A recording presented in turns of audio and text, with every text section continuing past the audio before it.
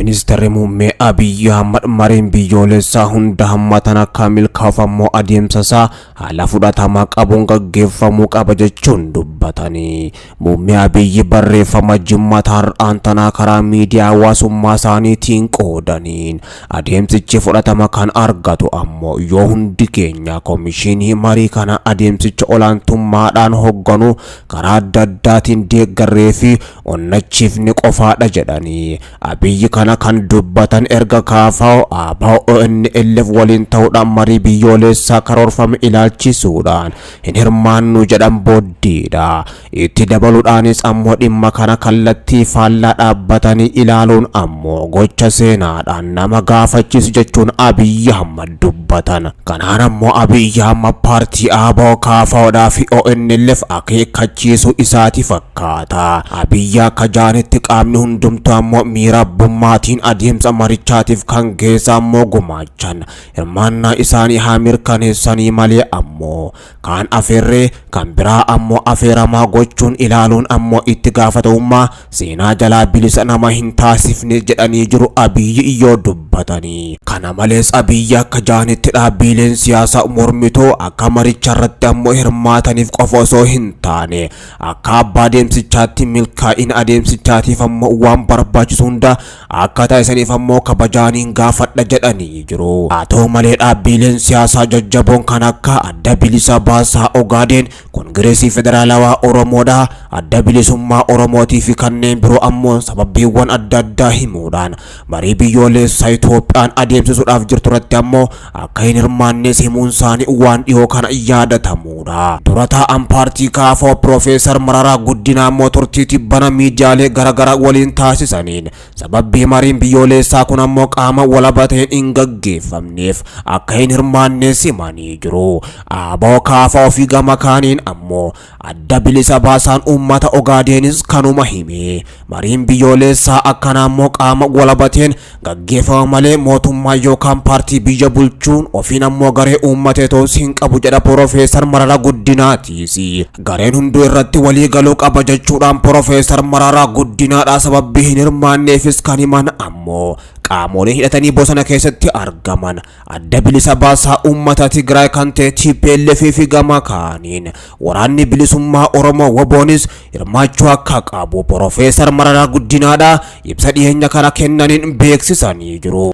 Abiyyi barreeffama isaanii kanaan mootummaan komishinii marii hanga caasaa bulchiinsa dakaatti ammoo ijaarame akka si'oominaan hojjetuuf ammoo deeggarsa barbaachisaa akka taasisuus himanii jiru. Akkasumas hayyoonnii fi jaarsoliin biyyattiitii fi abbootiin amantaa yeroo ammaa biyyi waliigalteetti barbaadu kanatti gahee isaanii akka ba'aniif waamichaan dhiyeessa jedhan Abiyyi barreeffama fuula miidiyaa hawaasummaa isaanii gubbatti maxxansan kanaan Abiyyi muddamsu jabduu keessaas waan gale fakkaata. Paartiileen sadan jajjaboo tahan addi bilisa baasaa uummata Ogaadeen, KFO gama kaaniin ABO'n ammoo walgahii kana mormuunis muddamsu jabduus uumaa jira. Paartiileen biroolleen ammoo sababbii dhiheessuudhaan marii biyyoolessaa kana gubbatti hirmaachuufis akka hin jirre himaa jiru.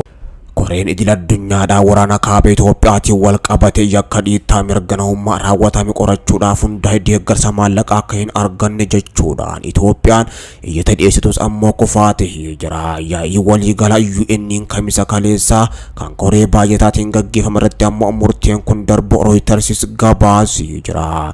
Komishiniin qorattoota mirga namummaa idil addunyaadhaa Itoophiyaadhaaf ammoo muddee darbe yaa'ii mana maree mirgoota namummaa UN gaggeesses kan hundeesse gaatu. Mootummaan Itoophiyaa qaama walaba idil addunyaa dhiittaa mirga namummaa biyyatti qorachuuf hundaa'e kana miira gaariin isin simanne. Haadha seeraa duraanii mana murtii yakka idil addunyaa kan taate ammoo Faatuu Binsuudaaniin kan durfamu komishinii miseensota sadiirraa ijaarame kun erga bara 2020 waraanni Itoophiyaa keessatti dhalate as yakkoota waraanaa fi dhiittaa mirga namummaa raawwate qorachuudhaaf ammoo aangoo waggaa tokko qaba. Isa booda ammoo haaromfamus ni danda'a jedhame. Walgahii koreen baay'ataa UN kamisa kaleessaa bitooteessa 31 bara 2022 gaggeeffame irratti Itoophiyaan barreeffamni maallaqa koree qorattoota kanaaf ammoo ramadamus akka dhaabbatuuf qopheessite akka darbuuf ammoo dhiyeeffattee turte. Garuu sagalee gahaa argateetis hin milkoofne jechuudhaan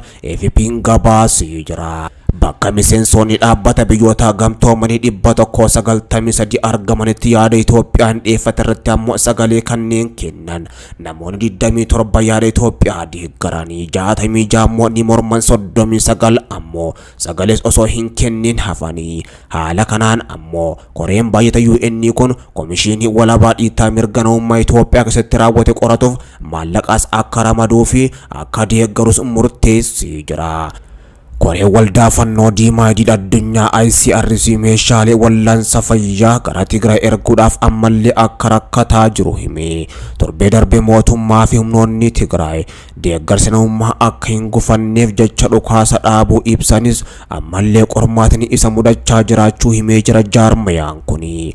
Waldaan fannoo diimaa kun dhorkaa ji'oota booda ammoo gara Tigraayitti meeshaalee wal'aansaa akka geessuuf hayyama argatee jira. Waldaan kun gargaarsaan akka hin imalle ammajjii bara darbe dhorkame kan ture yoo ta'u amman tanas afaanii malee konkolaataalee meeshaalee wal'aansaa fi kan biroo fe'an tokkollee gara Tigraay imalus hin dandeenye jedhee jira. Ji'oota sadan darban xiyyaaronni jaarmiyaa kana 38 meeshaalee wal'aansa fayyaa olaanaa qabatanii gara Tigraayis imalanii jiru. Haa ta'u malee fedhii jiru waliin ammoo iyyoo wal bira qabamu gargaarsi ga'e kun ammoo akka caba bishaan keessaati jedhan Itoophiyaatti dubbii himtuun jaarmiyaa kana Faatimaan. Kena meeshaalee wal'aansa fayyaarraa kan kee doktoroonni Tigraay jiran haguugduu harkaa yookaan ammoo giloofisii fi meeshaalee fayyaa si'a tokko qofaaf ammoo hayyamamu irra deebiidhaan fayyadamuudhaaf dirqamni jiran jechuudhaan miidiyaaleedhaaf himanii jiru qondaalli kuni. Jaarmiyaaleen deeggarsaa kanneen ammoo mootummaan hulaanitti cufee jira jechuudhaan